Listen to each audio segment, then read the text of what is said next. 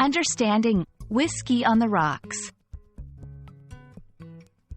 Hello, everyone. Welcome back to our channel where we dive into the fascinating world of English language and culture.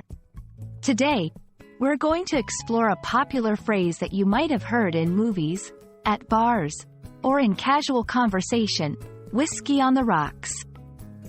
Join us as we break down its meaning, origin, and how you can use it in your own conversations.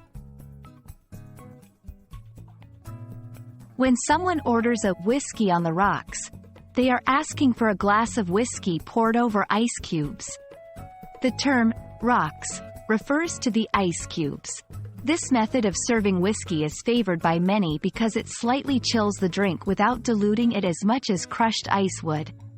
It's important to note that while on the rocks can be used specifically for whiskey, it can also apply to other spirits or cocktails that are served over ice.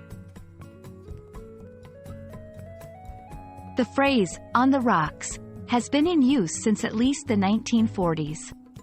It's believed that the term, rocks, might have originally referred to the ice chunks used in the drink, which resembled small rocks.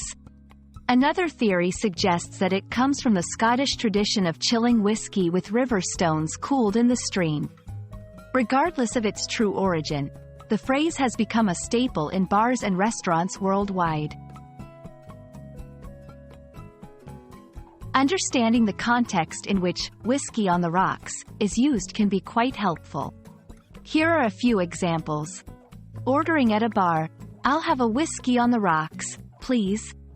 Describing someone's drink preference, "My friend always enjoys his whiskey on the rocks." In casual conversation, "After a long week, sitting down with a whiskey on the rocks is my perfect way to unwind."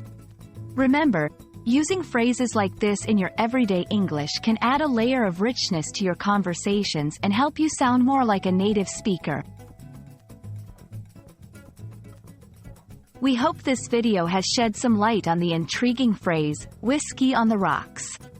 Whether you're a fan of whiskey or just love exploring the nuances of the English language, understanding phrases like this one can enhance your communication skills and cultural knowledge.